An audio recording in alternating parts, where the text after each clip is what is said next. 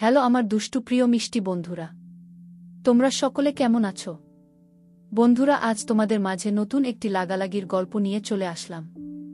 বন্ধুরা, গল্পটি শেষ পর্যন্ত দেখলে আপনার দাঁড়িয়ে যাবে, আপনারা হাতের কাজ করতে বাধ্য হবেন।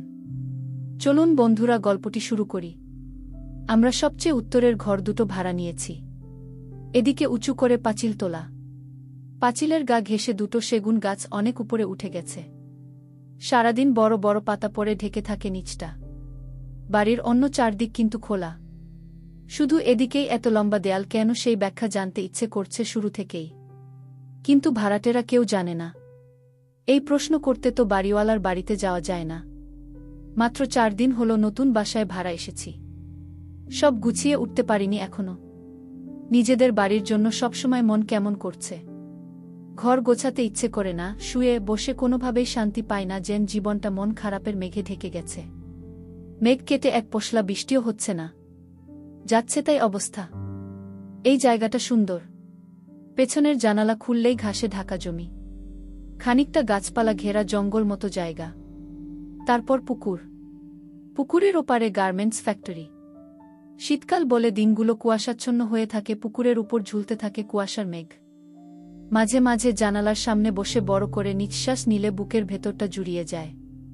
না, অন্যদের মতো বাবার বদলির সুবাদে আমাদের বাড়ি বা শহর বদল হয়নি। আমার বাবা নেই। মায়ের একটা কিছু করা জরুরি হয়ে পড়েছিল, নইলে যে সংসার চলছিল না। এই মামের ছোট্ট দুটো পেট ভরাতেও চাচাদের কত কথা, চাচিদের কত না যন্ত্রণা। অবশেষে এক বান্ধবীর খাতিরে চাকরিটা পেল মা। আমার সেরকম যোগ্যতা থাকলে কাজ আমিই করতাম, কিন্তু ইন্টার পাস মেয়েকে কেই বা চাকরি দেবে এই দুর্মূল্যের বাজারে। বাড়িটার দুটো অংশ, এক পাশে ভাড়াটিয়ারা থাকে, অন্য পাশে বাড়িওয়ালারা। দুপাশের মাঝে বাউন্ডারি নেই কোনো। আছে ফুলের বাগান, পাতাবাহার, গোলাপ, বেলি, টগর আর সন্ধ্যামালতির ঝাড়। পেছনে গাছপালা থাকায় পাখির কিচিরমিচির কম শোনা যায় না। ঠিক দুপুরবেলা যখন বাড়িটা কোলাহলমুক্ত থাকে, তখন একজোড়া ঘুঘু ঠিক আমার জানালার পাশের গাছটাতে বসে ডাকতে থাকে। এই 4 দিনেই যেন ওরা আপন হয়ে গেছে। বিকেলে কাজকর্ম নেই, একা আর কি করব। ঘর থেকে বের হয়ে বড় বড় সেগুনের পাতা মারিয়ে বাড়ির পেছনে চলে গেলাম। ঘাস জমি পেরিয়ে হেঁটে পৌঁছে গেলাম পুকুরের কাছে। আজ কুয়াশা বেশি, চারদিক ধোঁয়ায় আচ্ছন্ন, এজন্যই ছেলেটাকে আগে দেখতে পাইনি। হঠাৎ পাশে তাকাতেই আমি চমকে লাফিয়ে উঠলাম। সে মুচকি হেসে বলল, ভয় পেয়েছ? সরিউ, এই ছেলে আমাদের বাড়িওয়ালার আত্মীয়। প্রথম দিন এসেই দেখেছি। এখানে থেকে নাকি পড়াশোনা করে। মাথার চুলগুলো কাকের বাসার মতো। এত কোকড়ানো চুল আমি জীবনে দেখিনি। সেই চুল বড় বড় আর এলোমেলো। দেখলেই মনে হয় এক্ষুনি কাক এসে মাথায় বসে কাকা ডাকতে শুরু করবে। সেজন্যই এই ছেলেকে দেখলে আমার মাথার ভেতর কাকের ডাক শুনতে পাই। এর মধ্যে কয়েকবার চোখাচোখি হলেও কথা হয়নি কখনো। উনার শরীর উত্তরে কিছু বলতে হয়, তাই বললাম, ইটস ওকে, আমি আপনাকে দেখতে পাইনি গি। ছেলেটা হেসে বলল, বুঝেছি, তুমি কোনো ক্লাসে পড়ো। এই ছেলে আমাকে তুমি করে বলছে কেন? আমি বয়সে ছোট হলেও গায়ে গতরে অতটা ছোট নই। দেখলে সমবয়সী অন্যদের চেয়ে বড় মনে হয়। বললাম, অনার্সে ভর্তি হব গো। কোন কলেজে? এখনো জানি না। ফর্ম ছাড়ুক, তারপর দেখা যাবে গু। পাবলিকে পরীক্ষা দেবে না? না গি। কেন? আমি উত্তর দিলাম না। ছেলেটাও আর জিজ্ঞাস করল না কিছু। একটু পর কি ভেবে বলল, তোমার নামটা জানি না গি। আমি শিফা গু। সে নিজের ডান হাতটা বাড়িয়ে দিয়ে বলল, আমি সোহান উ। আমি প্রথমে ভ্যাবাচ্চাকা খেয়ে গেলাম। হঠাৎ দেশি কায়দায় আলাপের মধ্যে বিদেশি কায়দায় হ্যান্ডশেক কেন বাপু? নাকি হাত ধরার ধান্দা? কিন্তু সোহানের দিলখোলা হাসি দেখে মনে হল, না, ছেলে হয়তো ভালোই। হাত মেলালাম। সে হাতটা ছেলে দিল 2 সেকেন্ডের মধ্যেই।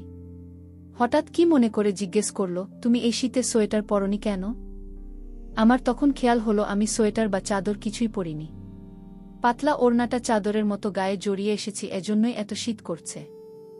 এসব ব্যাপারে বড্ড ভুলোমনা আমি। বললাম, শীত করছে না গি। সে হেসে বলল, এজন্যই কাঁপছো। আমি উত্তর দিলাম না। সে তার পকেট থেকে একটা ভাঁজ করা কাগজ দিয়ে বলল, নাও। আমি আর্কিটেকচারে পড়ি তো, তাই একটু আধটু আঁকাআঁকির শখ আছে। তোমাকে প্রথম দিন দেখে এঁকেছিলাম, পরে অবশ্য কয়েকবার নতুন করে টাচ দিতে হয়েছে গি। আমি ভীষণ অবাক হয়ে কাগজটা খুললাম। সত্যি বলতে দারুণ সুন্দর হয়েছে। মুখটা একদম জীবন্ত বসিয়ে দিয়েছে যেন। সোহান বলল, তোমাকে কাছ থেকে দেখিনি তো, তাই কপালের তিলটা দেইনি। এটা দিলে কমপ্লিট হবে। ওয়েট। সে কাগজটা ফিরিয়ে নিয়ে পকেট থেকে পেন্সিল বের করে ছোট্ট তিলটা এঁকে নিল। তারপর কাগজ ভাঁজ করে আবার চালান করে দিল নিজের পকেটে। আমি আরও অবাক হলাম। এতক্ষণ কিছুই বলতে পারিনি। চেঁচিয়ে জিজ্ঞেস করা প্রয়োজন ছিল, কেন ছবি এঁকেছেন আমার? পারমিশন না নিয়ে ছবি আঁকলেন কেন? আবার নিজের কাছে রেখে দিয়েছেন। ফাজলামো নাকি? কিন্তু মুখ দিয়ে কিছুই বের হলো না। আমরা দুজনেই সন্ধ্যা পর্যন্ত ওখানে দাঁড়িয়ে রইলাম। কথা হলো না কিছুই। আকাশটা যখন লালচে হয়ে সূর্য বিদয়ের প্রস্তুতি নিল, সে বলল, ঘরে যাও, আধার নামবে গু। আমি গেলাম না। সে হেঁটে হেঁটে মিশে গেল কুয়াশার আড়ালে। নদীর পাড়ে ধোঁয়াশার আড়ালে ফ্যাক্টরির জানালাগুলোর সারিবদ্ধ আলো যেন নতুন একটা রাত নয়, দিনের ইঙ্গিত দিয়ে গেল আমায়।